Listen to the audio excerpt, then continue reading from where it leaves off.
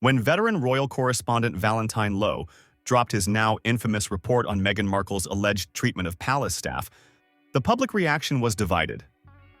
After all, Meghan had carefully curated her public image as the victim of bullying. So to see her accused of being the bully, it felt like a whiplash moment. But this wasn't idle gossip from a tabloid hack. Valentine Low is a seasoned reporter, known for rigorous sourcing and fact-checking. And unlike fleeting tabloid rumors, this story stuck. It shook Kensington Palace. It sent ripples through Montecito. Because this wasn't a hit piece. It was an investigation. Low didn't rely on whispers or speculation. He spoke with staffers directly and indirectly. He reviewed documents. He cross-referenced timelines. He built the story carefully, knowing full well what kind of storm it might unleash. At the time, Meghan was knee-deep in a lawsuit with the Mail on Sunday and had proven she wasn't afraid to take legal action. So lawyers from all sides were looped in before a single-word hit print. The Times was set to publish on a Saturday. Then, at the last minute, the editor pulled the piece. Low was stunned. His sources were ready. Now they were nervous. Would the truth be buried? Eventually, the story ran. Meghan and Harry's legal team fired off threatening letters. But then, silence. No lawsuit. No formal rebuttal. For a couple known to respond quickly and publicly, the lack of action was telling, and maybe even damning. The timing wasn't a coincidence either. The report dropped just before the Oprah interview, one of the most anticipated media moments in years. Low's sources insisted the story had to come out before Meghan painted herself as the sole victim of an archaic, cruel institution. Because if it came after, no one would believe it wasn't retaliatory, and they were right. The Oprah interview dominated headlines. Meghan's tears, her mental health claims, and the now infamous accusation about a royal family member questioning her child's skin tone. Those clips went viral instantly. But for those paying close attention, the bullying allegations were already in the air, casting doubt over the one-sided narrative. When The Hollywood Reporter later published a short piece referencing former staffers who described Meghan as difficult to work with, the Sussexes' reaction bordered on parody.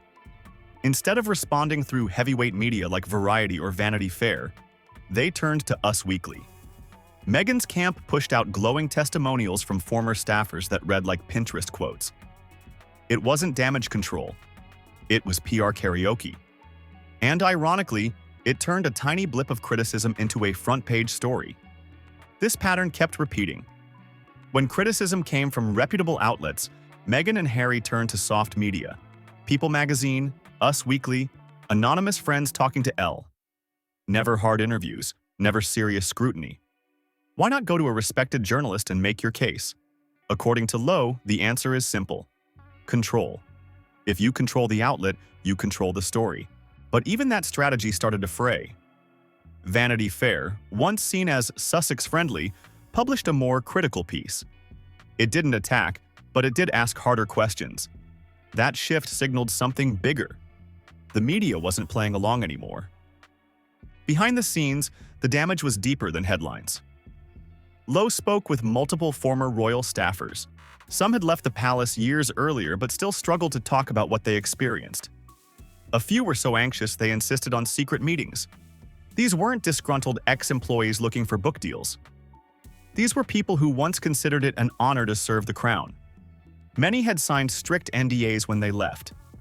And even if those gag orders were lifted, Low doubted most would ever go public. Not because they had nothing to say, but because they didn't want to be part of the circus. But the emotional toll was undeniable. One word kept coming up in off-the-record conversations. Dehumanizing. It wasn't just high standards or micromanagement. It was something colder, more personal.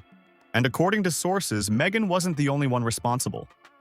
Publicly, Harry has long been seen as the affable one. But Low's sources didn't make that distinction. In their eyes, Harry was not only aware of what was happening, he was part of it. The idea that he was a calming influence behind the scenes? Not something they recognized.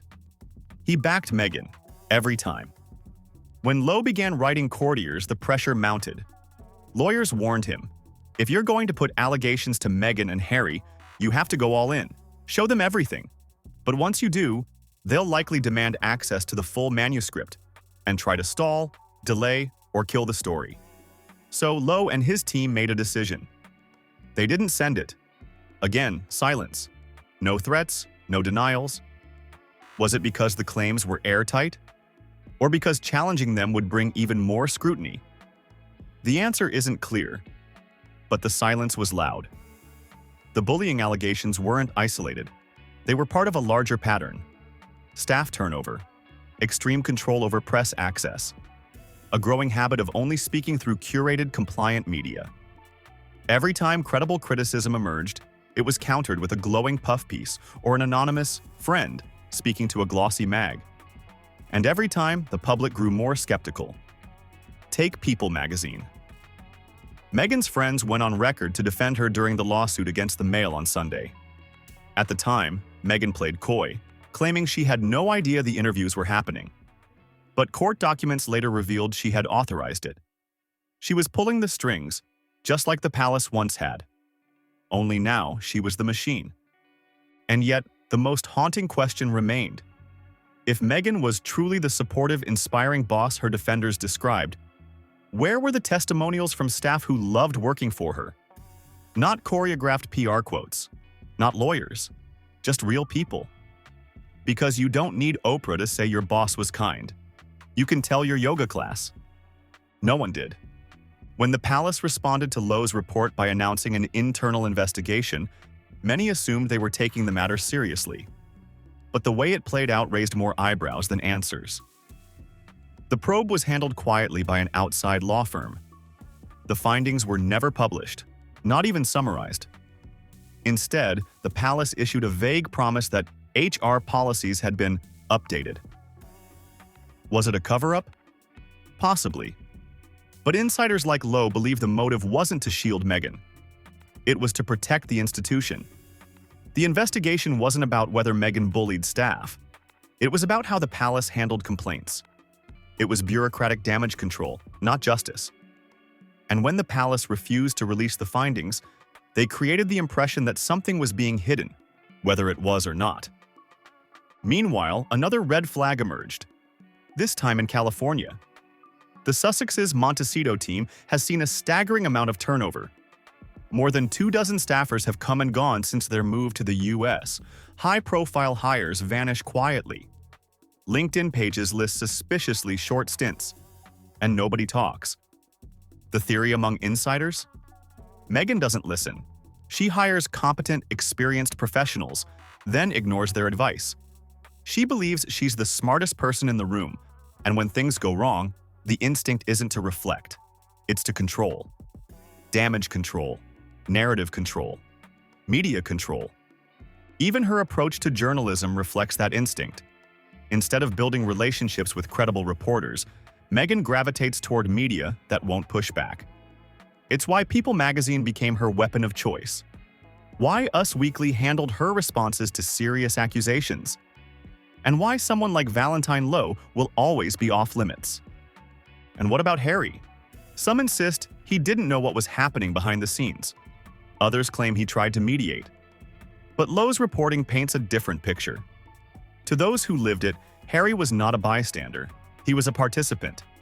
Whether out of loyalty, love, or shared grievance, he backed Meghan at every turn. Whatever moral compass he once had seemed to vanish when the two became a team. So where does that leave things? There are whispers of reconciliation, rumors that Harry and King Charles are speaking again. But insiders doubt Prince William will ever thaw. Too much damage, too much mistrust. And even if the royal family reaches some kind of private peace, public trust is harder to rebuild. Because until someone speaks clearly, directly, and publicly, the shadow of those allegations will follow them. Silence, for all its power, only goes so far.